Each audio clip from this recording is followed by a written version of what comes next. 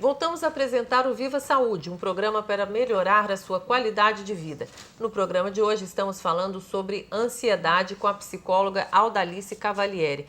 Alda, tem uma coisa que ainda não ficou clara para mim. Quando se fala que ansiedade é esse desconforto da gente estar sempre devendo alguma coisa, sempre achando que tinha que fazer mais e não faz, não dá tempo. Não é todo mundo que é ansioso hoje, não.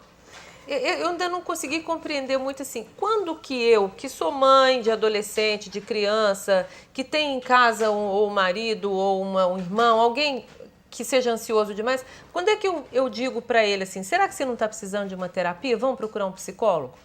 Ótimo. Essas situações familiares, elas nos remetem a encontrar com mais facilidade, né? Porque o ambiente familiar é um palco onde as pessoas revelam todas as suas características. E é muito interessante, muito importante quando os pais estejam atentos a isso. Eu, por exemplo, trabalho sempre com a parceria dos pais. Eu não atendo uma criança sozinha, nem um adolescente sozinho. Então, por quê? Porque há uma contribuição familiar no surgimento desses caracteres. É isso, mas uma contribuição genética ou de comportamento? Também. Hoje nós não podemos negar a engenharia genética para nada, não é? Pai ansioso gera filho ansioso? É matemático assim? E por que a gente não pode negar? Porque hoje se fala muito nos tratamentos preventivos, não é? No esclarecimento da população, que é o que a gente se propõe a fazer aqui. Por quê? Não necessariamente uma pessoa que traz essa herança precisa de repetir. Então, quanto mais você se esclarece a respeito de alguma alteração de comportamento ou funcional mesmo, como existem algumas doenças que a gente sabe, maior deve ser o nível de cuidado das pessoas para que não repitam esse padrão. E que não contribuam para os filhos. Exatamente. Então, eu tenho um caso, inclusive, que eu atendi há algum tempo atrás, e esse menino era um menino com um déficit de atenção importante, com uma tendência à hiperatividade. Ele não era ainda uma criança hiperativa. E comecei a trabalhar com ele, com a mãe, que vinha mais frequentemente ao consultório, até que um dia veio o pai, que eu já havia convidado bastante vezes. Quando o pai sentou diante de mim no dia da consulta, eu vi a reprodução daquela criança. Era um menino grande que estava ali na minha frente. Era um comportamento quase que aprendido dele. Exatamente. Então, essas situações, se elas forem vistas com cuidado, com atenção, a gente pode obter melhores resultados do que quando as pessoas resistem a entender que existe alguma alteração. Ou seja, tem que tratar a família inteira. Não adianta tratar só o ansioso se aquela ansiedade está sendo gerada ali. Dá resultados? Os resultados são bem positivos, assim? Você consegue sobreviver a esse mundo que nos apela o tempo todo por cada vez saber mais, informar mais, mas ter um foco, ter uma qualidade de vida que não gere tanta ansiedade? Consegue. E pela terapia? Consegue. Só com a terapia? Consegue. Em muitos casos a gente consegue administrar só na psicoterapia. Quando há necessidade de medicação, nós vamos encaminhar, nós vamos sugerir, procura o médico que pode estar atendendo essa pessoa. Quando é que é a necessidade de medicação? Quem é o médico indicado para tratar? Olha, o médico, um bom clínico geral, né, que quase todas as especialidades passam por 2, 3 anos de clínica médica, né?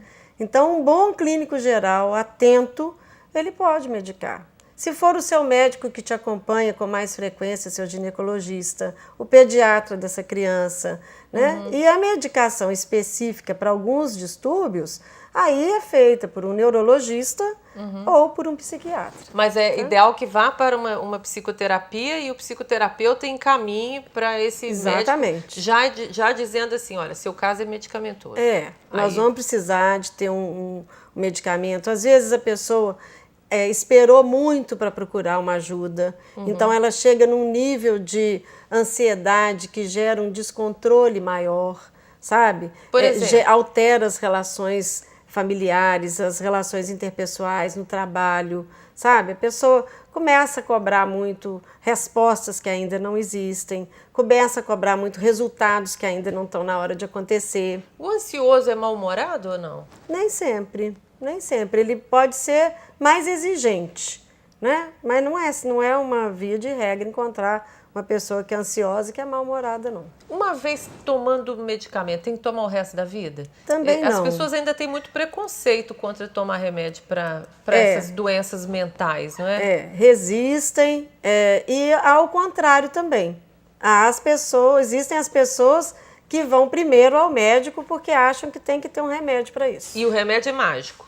Né? Aquela pessoa que fala assim, bom, me dá um remédio aí que eu vou tomar e não vou fazer mais nada. Isso também não resolve. É a pessoa que não quer entrar nas suas questões pessoais. Isso é importante, né? Isso é muito importante. Tem que, se não mudar o comportamento, não consegue se recuperar. Exatamente. Nós estamos falando, quando a gente fala de ansiedade, exatamente de alterações de comportamento.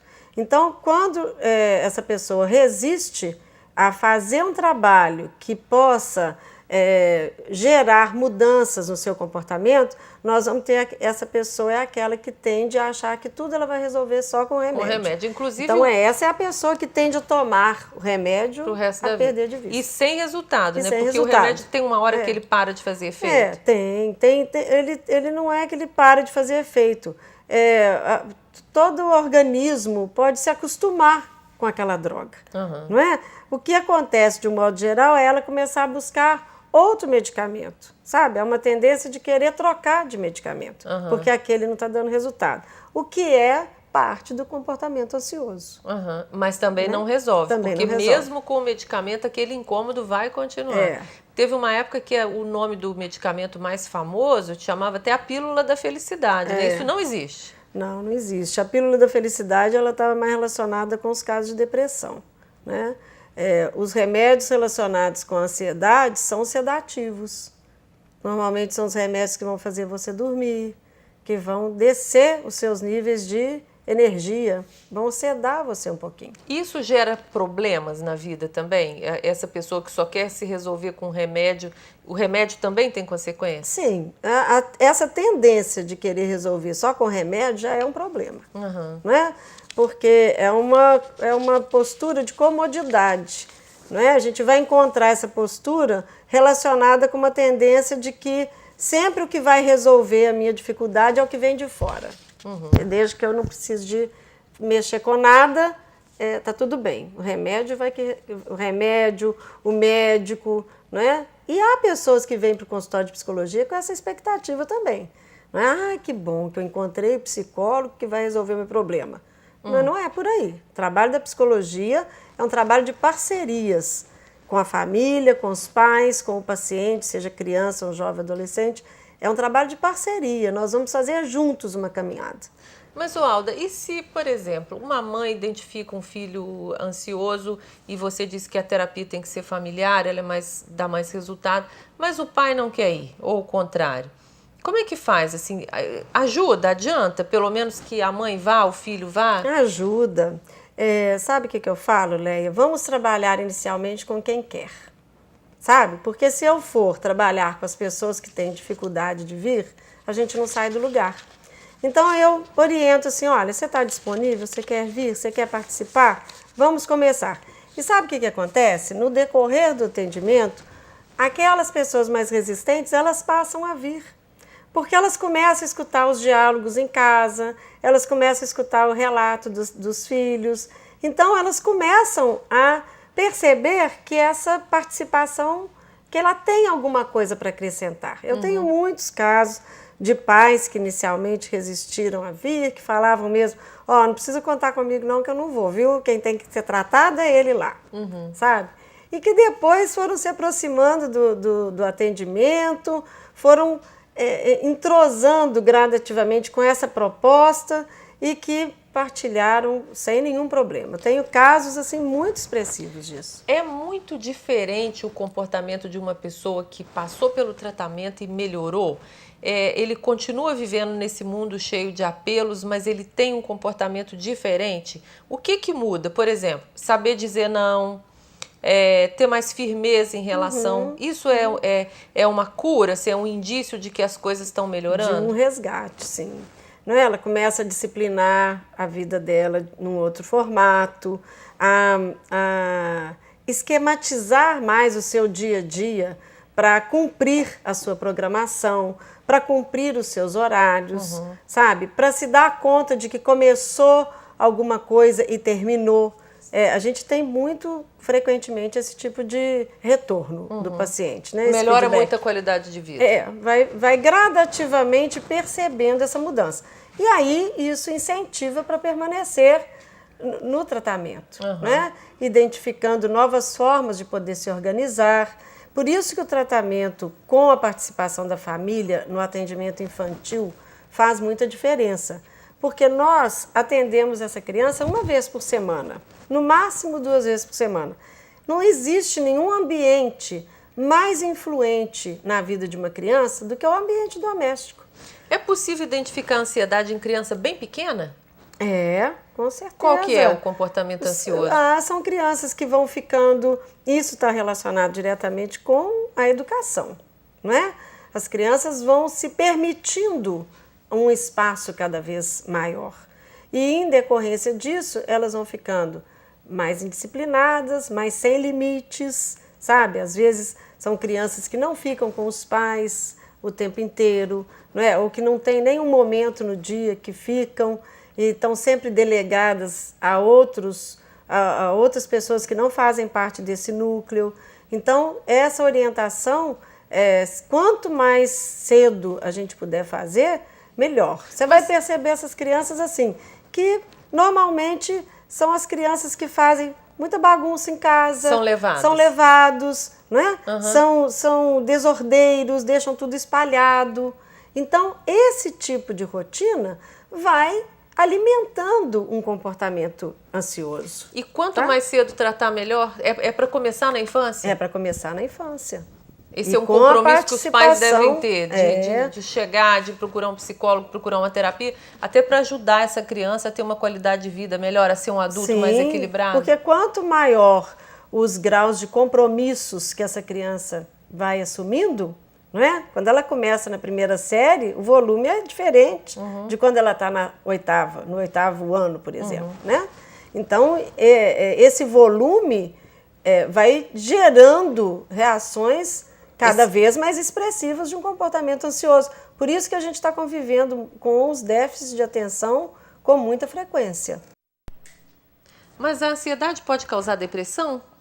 Olha, Leia, essas duas são muito parceiras, não é? É difícil a gente falar de uma sem tocar na existência, na presença de outra. Mas a gente vai deixar isso para um próximo programa. Antes de terminar, porque o nosso tempo chegou ao final, eu queria que você desse seu telefone e sua referência para quem quiser falar com você, conversar melhor sobre isso, por favor. Ótimo. Meu telefone é 3891-5970. 3891-5970. E um celular, né? 8868-7443. Você atende onde? Eu atendo na Praça Doutor Cristóvão, que é a pracinha do Hotel Alfa, no número 35, no centro. Alda, te agradeço muito a presença, né? A gente já está aqui combinando um próximo programa sobre depressão, que ela volta com a gente. O Viva Saúde de hoje termina aqui, mais uma vez agradecendo a participação da psicóloga Audalice Cavalieri, que volta no próximo programa para a gente conversar sobre depressão. Lembramos que este é um programa realizado em parceria entre a TV Viçosa e o programa Medicina Consciente, uma iniciativa do curso de Medicina da UFV. Se você tem críticas, sugestões e comentários a fazer, envie um e-mail para vivasaude@ufv.br. vivasaude@ufv.br, vivasaude@ufv.br, saúde sem acento. Muito obrigada pela sua atenção e até o próximo programa.